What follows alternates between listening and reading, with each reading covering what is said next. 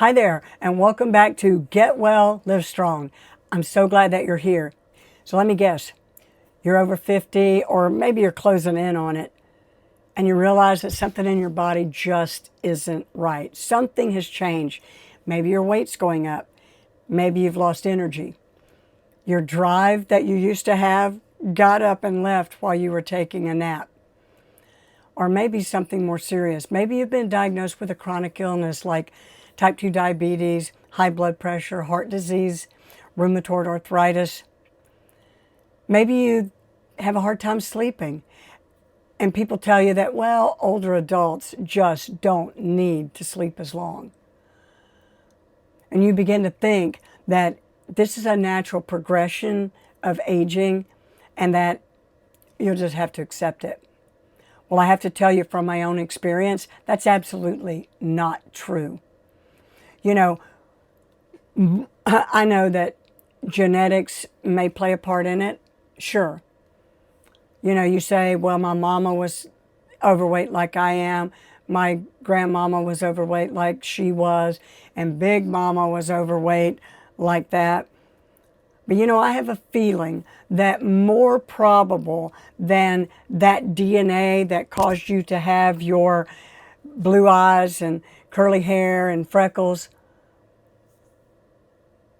they all, rather than that being the case, more than likely they all culturally ate the same foods, providing the same undesirable results.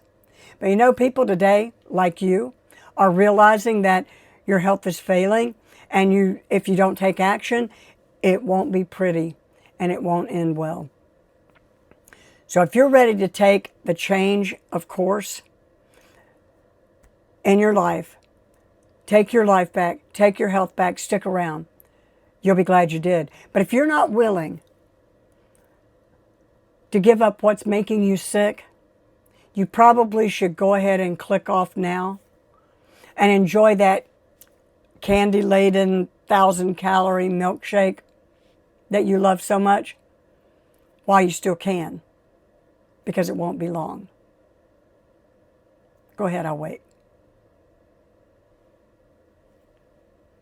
If you're still here, that tells me that you want to take control of your health, and that means putting in your body what heals it and eliminating those things that are harming us. But you know what? Admittedly, it is all so confusing. You can sit down for 1 hour and start doing research on trying to find answers. One YouTube video says that a whole food plant-based diet is the only diet that will save us and the planet. Then you switch over to a documentary that says keto saves the world, but it caused the death of Dr. Adkins, which incidentally is not true. The autopsy report showed that he fell and hit his head on ice. He slipped on ice, fell, and he suffered a subdural hematoma. And then you click to another video where a physician on Instagram says, carnivore is the only way that our primal ancestors ate, and so if we have to use a carnivore diet if we have any hope of the survival of the human race. You know, last weekend I taught a class at my local church for our community that was titled, Let Food Be Your Medicine. And toward the end of the class, it was a marvelous class, and they were so excited, and they were just the perfect group of students. Toward the end of the class, the students began asking what my diet looked like. Literally, they wanted to know exactly what was on my plate. And you know, that's a fair question, especially with all the confusion in our world surrounding what you should eat and what you should not eat and what's best for you and how you can, you know, be healthy and live whole. So what diet is right for you? Is paleo? Keto? Carnivore?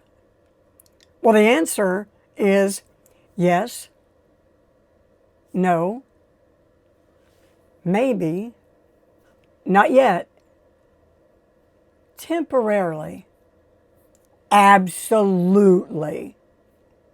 See, the truth is, it really depends. It depends on where you are in your journey to health. Let me explain by giving you some hypothetical scenarios of where you are right now in your health. Okay, let's say you're feeling good. You don't have any major medical issues, but that big 50 milestone is there, and you feel that you need to eat for the future. You don't need to eat for today. You want to take some really healthy steps for longevity. Maybe you're already eating a pretty clean diet. You know, you don't eat a lot of a lot of processed sugars, but you do eat some. But you also, you eat some processed foods, but not a lot.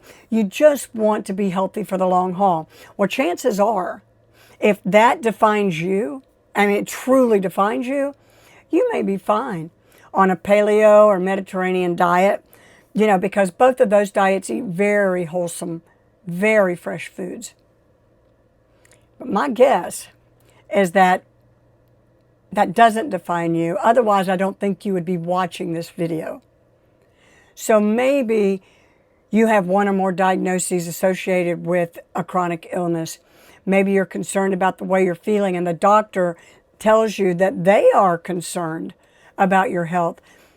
You may need to be on a ketogenic diet, or keto for short, because that places your body in ketosis. Okay? And I think that at this point, I need to sidebar just for a moment to talk to you about ketosis, because the first time I heard about ketosis back in the 1990s when the Atkins diet was so popular, it scared me to death, because I didn't like the idea of putting my body in any strange change, and ketosis just sounded really bad. So you know what I did? I abandoned the keto diet early on. So let me explain so that you don't wind up like me.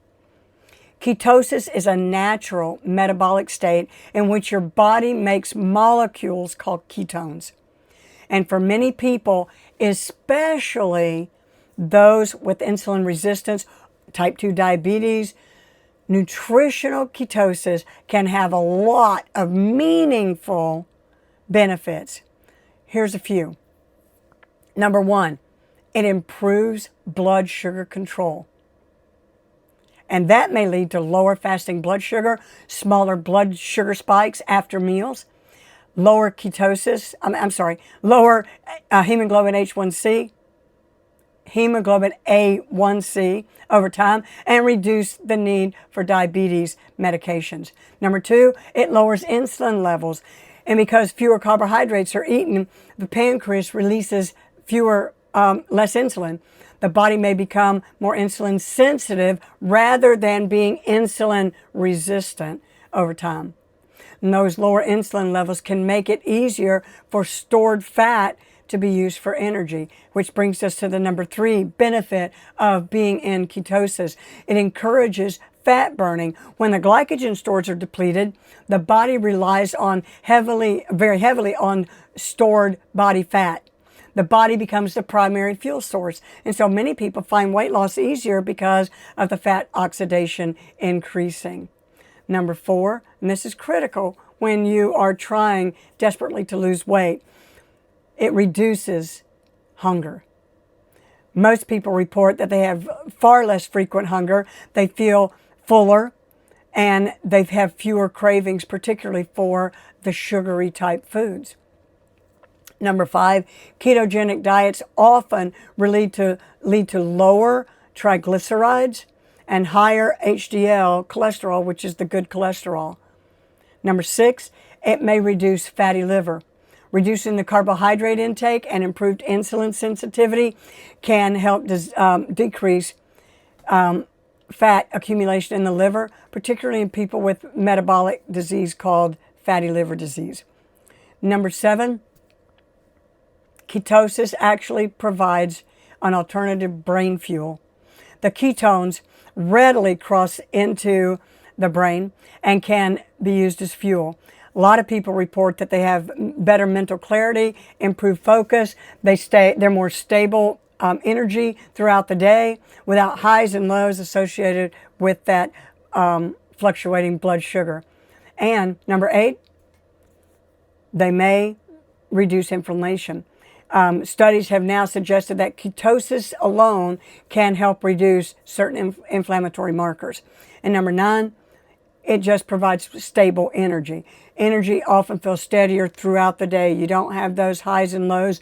You don't have those afternoon crashes that a lot of us have in the afternoon. So you can see that it would be in your best interest, particularly if you have a diagnosis of type 2 diabetes, insulin resistance, to begin and continue with a keto diet. Well, what about carnivore? You know, sometimes it literally is the best option for an individual, at least for a period of time, to be on a carnivore diet. So what is a carnivore diet? A strict carnivore diet eats only meat and eat meat byproducts, meaning fish, red meat, chicken, turkey, eggs, dairy. So here are a few things, here are a few examples of when a carnivore diet may be the most helpful to you. Number 1, if you have severe insulin resistance or type 2 diabetes, a carnivore diet is extremely low in carbohydrate. So many people, in fact, most people, experience low blood glucose, lower insulin levels, weight loss, reduced hunger. In fact, some people, and I know personally some people who they have faithfully adhered to a carnivore diet for a period of time, and their healthcare provider actually lowered their medication, and in some cases the doctor eliminated those altogether. The second situation where a carnivore diet might be best for you is obesity. If you are very overweight, then many people find that a carnivore diet is easier to stick with and to lose that weight because the protein is very filling, for one thing, and the fat in the carnivore diet, it actually provides sustained energy so that your body can actually be more active and burn more calories. The cravings often decrease, and snacking becomes less frequent. A third reason for the carnivore diet is if you have autoimmune or inflammatory symptoms.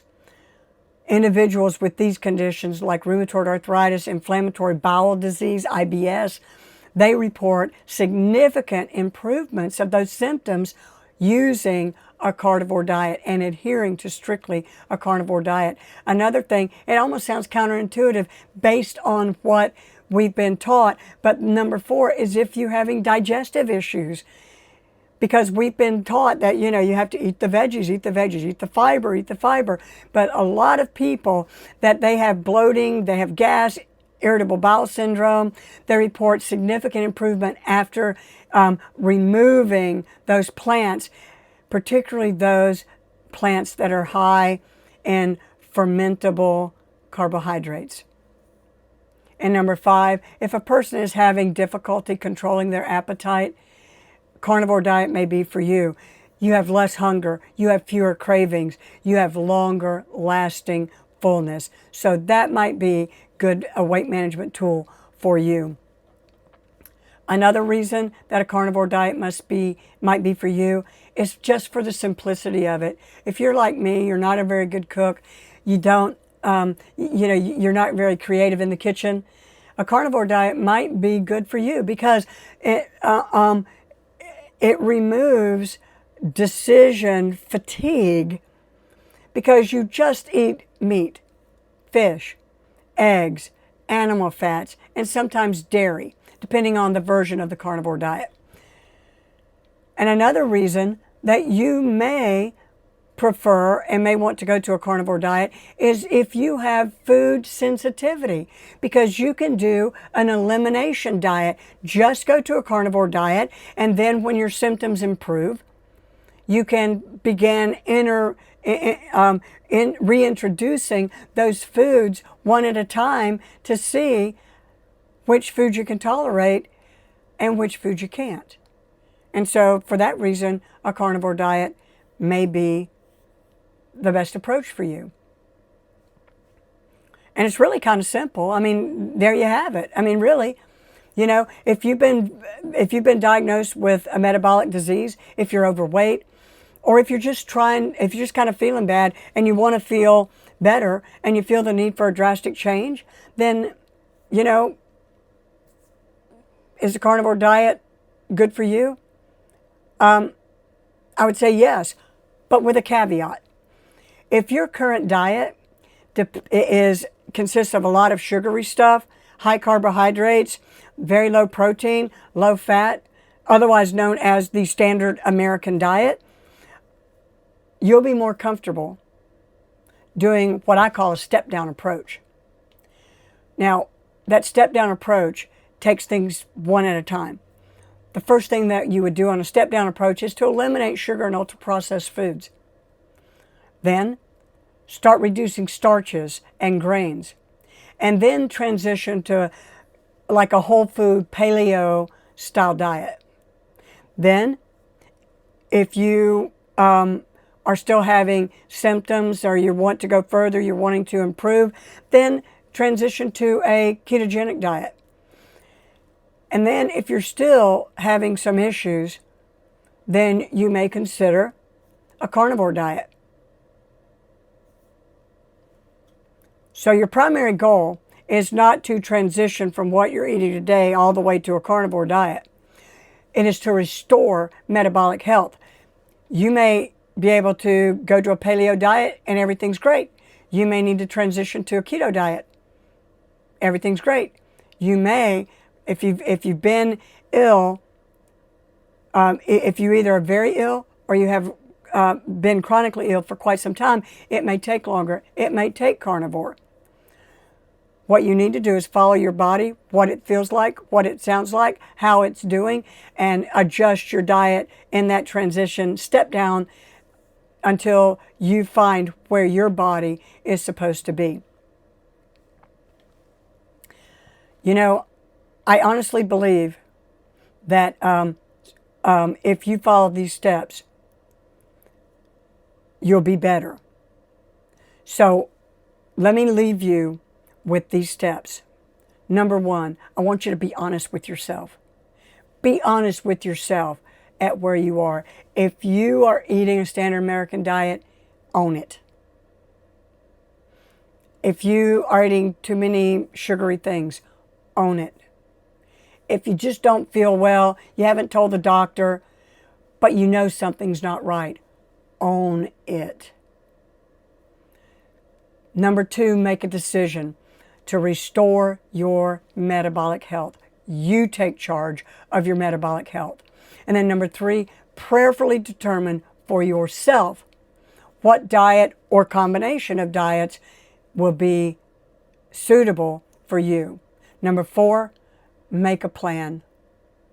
Number five, start and follow that plan. And you know what? I bet if you do that, in 30 days or less, you'll be feeling and looking much better. And you'll be well on your way to getting back your health, to getting well and living strong. In our next video together, I'm going to break down that step-down approach that I just spoke about. I'm going to tell you exactly how you transition from your current standard American diet all the way down to carnivore, if necessary, step by step over a 4-week period of time. Until then, get well, live strong. God bless.